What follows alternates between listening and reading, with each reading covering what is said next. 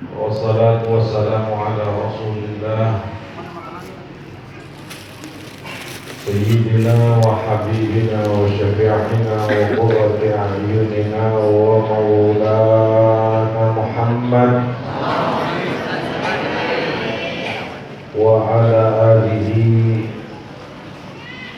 الطيبين الطاهرين وعلى أصحابه غر الميامين وعلى التابعين ومن تبعهم بإحسان إلى يوم القيامة.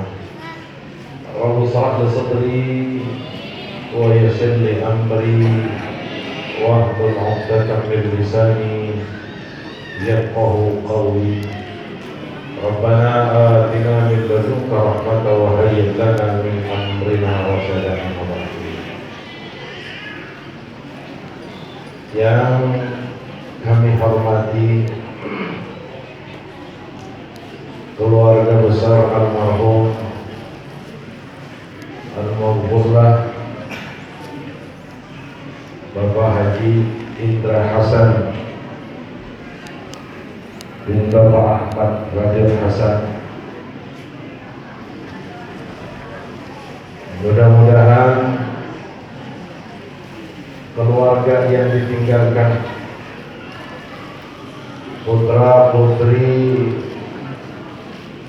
yang ditinggalkan almarhum bisa menjadi keluarga, famili, bisa menjadi anak-anak yang saleh yang senantiasa membuat almarhum Bapak Indra Hasan tersenyum dalam kehidupan barzakh. Amin ya rabbal.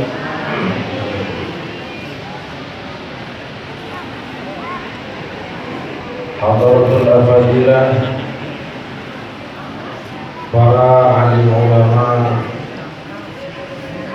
para guru, para asatizah, wabil khusus guru kita Warabbil Rahina Kiai Haji Bahruddin Abdul Jalil, mudah-mudahan Allah panjangkan umurnya dan Allah berkahkan hidupnya. Juga yang sama-sama kita hormati, kita cintai Fadilatul Ustaz Dr. Kiai Haji Fakhrul Razi.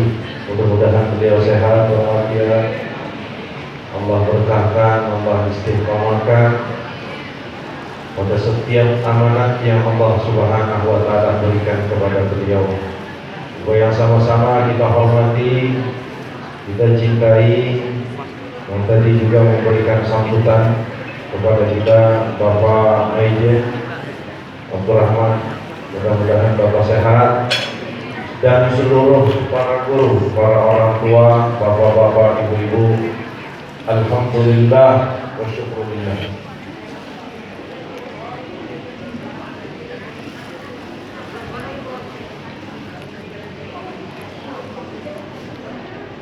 Jujur,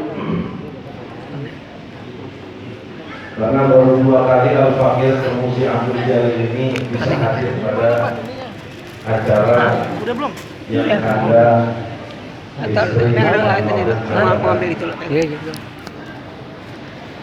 kalau kesempatan ini saya ngejesin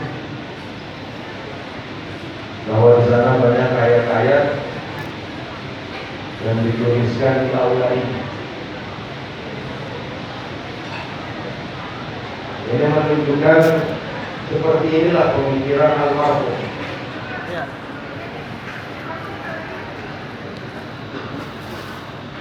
Seperti inilah pemikiran almarhum. Suka dengan Al-Quran, suka dengan Islam, suka dengan syariat, cinta dengan Allah, cinta dengan Allah. Ini bukan yang cukup. Ini kan Bapak simpan. Untuk seorang mukmin saat dia harus kembali kepada Allah Subhanahu.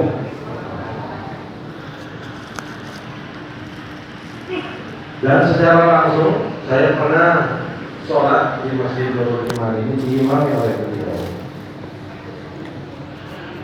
Beliau walaupun sudah lebih tua jauh usia saya itu masih sering hafal Quran, dan itu dipraktekkan di sholat pada saat beliau jadi imam. Ini luar biasa. Manusia yang lisannya dalam kehidupan dunia itu selalu diletihkan, selalu dicapaikan, selalu dibasahi dengan membaca Al-Quran, dengan zikir kepada Allah Subhanahu wa Ta'ala, maka sampai kepada satu hari di mana seluruh anggota tubuh Allah matikan, maka kebiasaan tersebut masih Allah tetap melakukan. Maka kenapa para aulia salihin, kenapa para orang-orang saleh, para kiai, para alim ulama, saat mereka sakaratul maut, saat mereka ingin kembali kepada Allah, seakan-akan mereka tahu bahwa ini adalah akhir dari kehidupannya, bahwa ini adalah akhir napas yang keluar dalam kehidupan dunia. Mereka tidak pernah tahu. Tidak ada satu manusia pun yang tahu kapan dia meninggal dan di mana dia meninggal. Tapi memang seperti itulah kebiasaan orang soleh. Pada saat Allah matikan, Allah bekukan seluruh organ tubuh, tapi kebiasaan baik Allah tetap melakukan, yaitu untuk mengucap la ilaha illallah.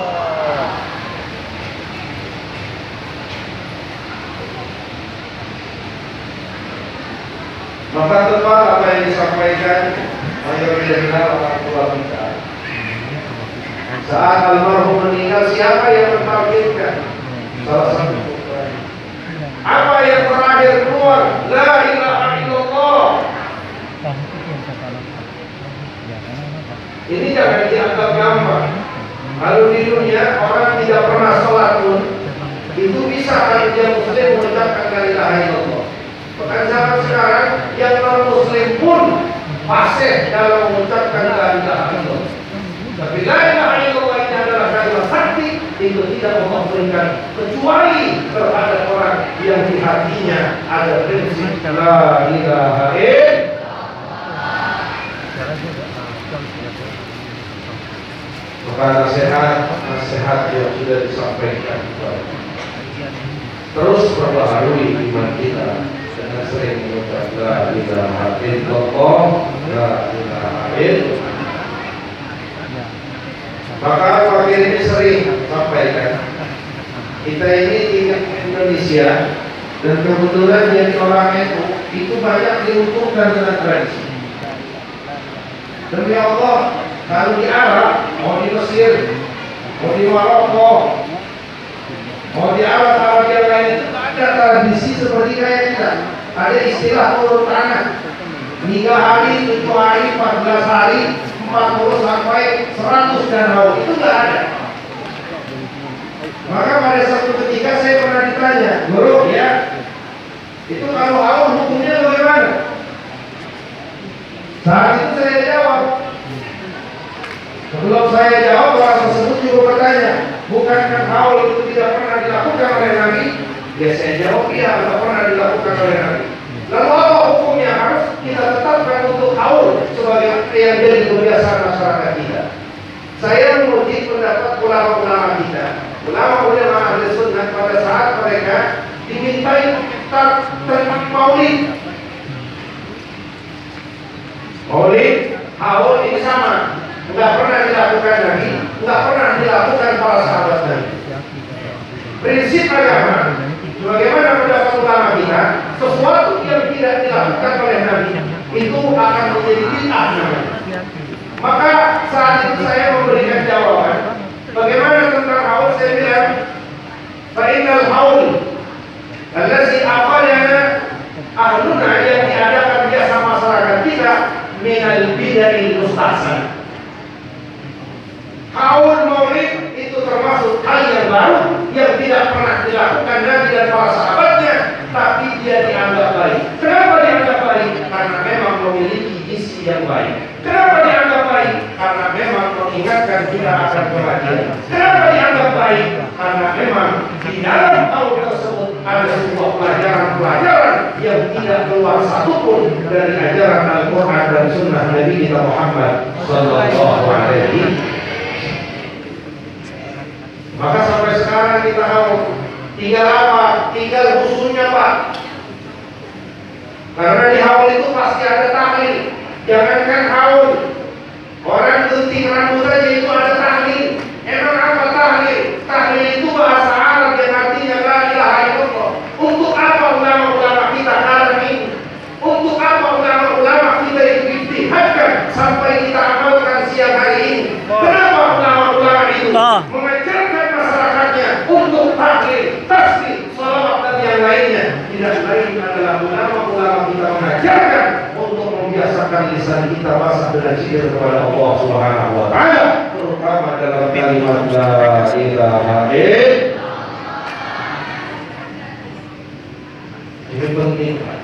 Ini penting, ibu-ibu.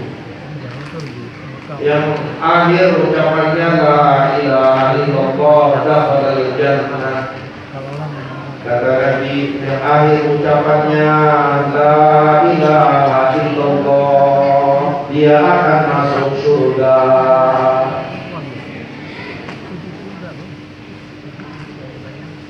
Sekarang bagaimana Ustaz? Saya pengen kalau meninggal ucap la ilaha illallah. Pas dalam sakaratul maut, entah itu langsung Allah bimbing melalui malaikatnya, entah memang orang-orang yang ada di samping kita itu membimbing kita mengucapkan la ilaha illallah. Itu bagaimana caranya? Maka dari sekarang itu apa? Dari sekarang itu apa kita biasakan lisan kita ini untuk mengucap la ilaha illallah.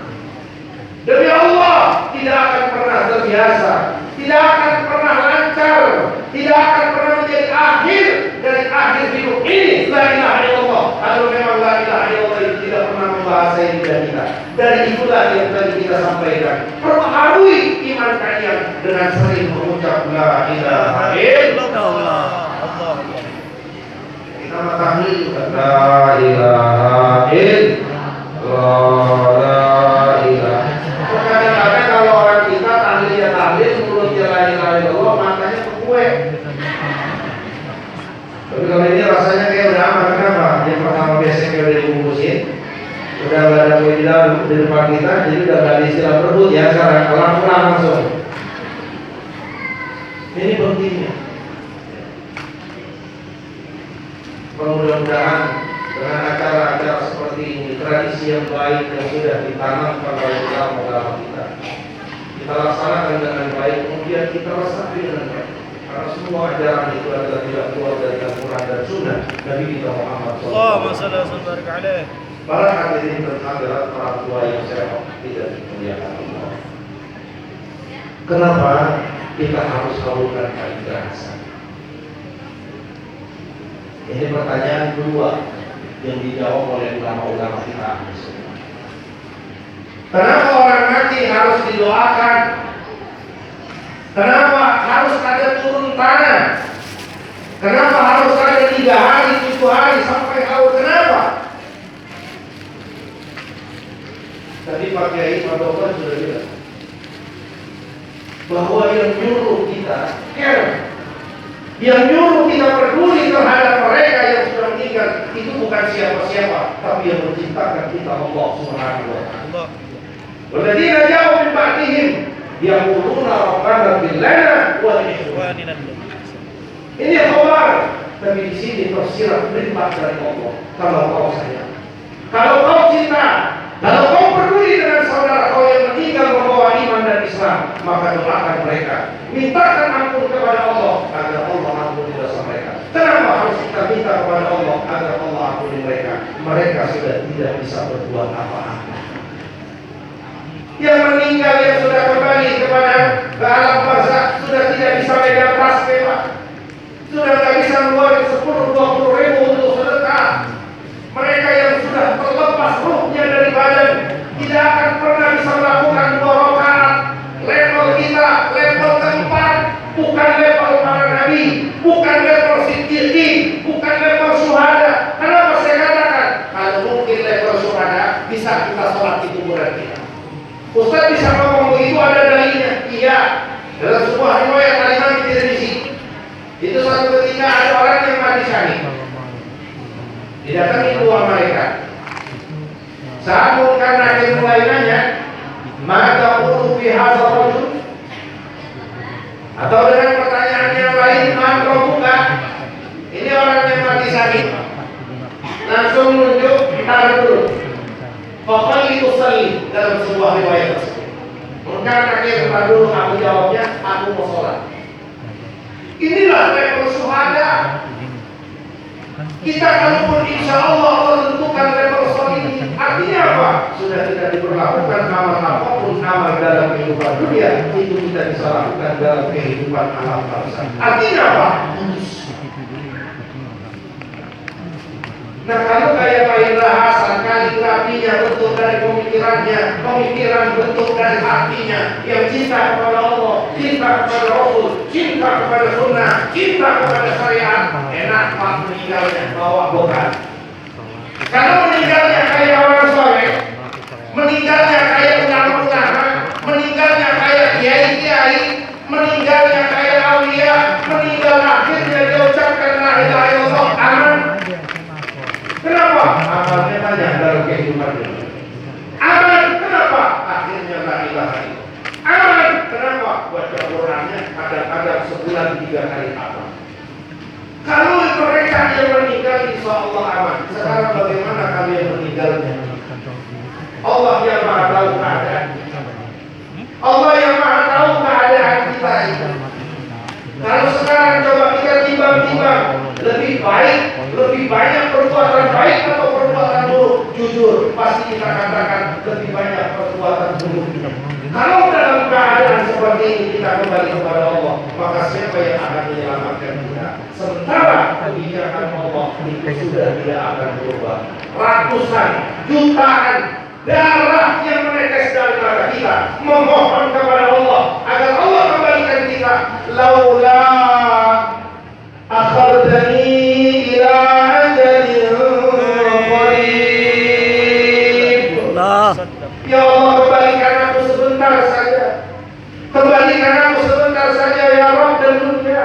Sebentar ya Rabb, fa asaddaqa wa aqum minas salihin. Aku akan sedekah, aku akan jadi orang soleh, aku akan sujud. Kata Allah, kalla, sudah tidak ada kesempatan, sudah tidak bisa berubah ketetapan aku. Bagaimana kalian meninggalnya seperti al-fakir? Bagaimana kalian meninggalnya ingin amal baik? Bagaimana kalian meninggalnya saat dia dalam keadaan dosa dan durhaka kepada Allah? Siapa yang akan menolong? Itulah alasannya kenapa Allah perintahkan. Kenapa Rasulullah Sallallahu Alaihi Wasallam pada saat satu dari kawannya, satu dari sahabatnya meninggal, Rasulullah bangun, wa qama ashabuhu, sahabat-sahabatnya bangun. Dan apa kata Sayyidina Muhammad? Istaghfiru li akhikum was'alullaha li akhikum tasbih fa innahu la yus'al. Kata Sayyidina Muhammad kepada sahabat-sahabatnya, wahai sahabat-sahabat aku, mintalah kepada Allah ampunan agar Allah ampuni saudara. Amin. Inilah alasannya kenapa Allah dan Rasulnya memerintahkan kita untuk selalu istighfar terhadap orang-orang yang sudah meninggal, karena mereka sudah tidak bisa berbuat apa-apa. Maka Abu Yaqi Haji Ubaidillah sering mengatakan, laulal ahya lahalakatil amwat. Kalau bukan karena ibu-ibu yang salehah, kalau bukan karena abang-abang yang salehah, kalau bukan karena anak-anak almarhum yang saleh dan salehah, keluarga dan famili yang salehah, lahalakatil amwat, niscaya hancur mereka, hidup mereka, orang yang meninggal dalam keadaan membawa minim amal soleh. Inilah alasan Allah kenapa kita diperintahkan untuk tahlil, kenapa kita diperintahkan untuk sedekah, kenapa kita diperintahkan untuk sedekah yang pahalanya kita jadikan untuk mereka yang sudah meninggal. Tidak lain adalah untuk merubah posisi mereka, untuk merubah kondisi mereka, untuk merubah keadaan mereka di alam bangsa yang seharusnya hidup akan ditahan oleh Allah, akan diampuni dosanya. Kenapa? Karena ada anak dan keluarganya yang istighfar dalam kehidupan dunia. Itulah alasannya kenapa siang yang berbahagia ini kita haulkan pada Indra Hasan yang satu. Mudah-mudahan Allah angkat derajatnya, Allah ampunkan segala dosanya, Allah luaskan kuburnya, Allah sampaikan sedekah, Allah sampaikan Al-Quran, Allah sampaikan tahlil, Allah sampaikan tasbih, Allah sampaikan salawat yang kita baca, Allah sampaikan surat Yasin, Allah sampaikan segala potongan-potongan ayat yang kita baca. Ya Rabb, wa'ausil wa taqabbal. Ya Allah, sampaikan ya Allah pahalanya buat almarhum orang tua kami, buat almarhum orang tua kami Bapak Ibu Hasan. Allah luaskan kuburnya, Allah angkat derajatnya, Allah jauhkan dirinya dan dari kesalahannya sebagaimana kama ba'adda bainal masyriqi wal maghrib. Amin ya rabbal alamin. Dan mudah-mudahan kakak yang ditinggalkan istri beliau, juga anak-anak beliau yang ditinggalkan senantiasa menjadi anak-anak dan keluarga yang membuat Bapak Ibu Hasan tersenyum. Artinya apa? Anak-anaknya menjadi anak-anak yang saleh, keluarga yang ditinggalkan selalu mengangkat kedua tangannya, anak-anak yang ditinggalkan selalu menyempatkan waktunya 1 menit setiap kali sholat, dia angkat kedua tangannya. Rabbi ighfirli wa li walidayya warhamhuma kama rabbayani shaghira. Wassallallahu ala sayyidina Muhammadin wa ala alihi wa sahbihi wasallam. Alhamdulillahi rabbil alamin. Assalamualaikum. Waalaikumsalam warahmatullahi wabarakatuh. Demikianlah tausiah yang telah disampaikan oleh guru kita Dr. Ahmadul Musyidi Abdul Karim, dan mudah-mudahan apa yang beliau sampaikan kita sebagai pendengar dapat memahami, mengerti, lalu mengamalkannya dalam kehidupan kita sehari-hari, dan mudah-mudahan kita semuanya diberikan keselamatan, baik keselamatan dunia dan keselamatan akhirat. Jamaah sekalian yang saya cintai dan saya hormati, ucapan tasyakur yang insya Allah sebagai penutup acara yang insya Allah akan disampaikan oleh Sohibul Baik Kakak Haji Maryam Firdia Mitra Hasan, maka kepada beliau waktu dan tempat kami persilakan.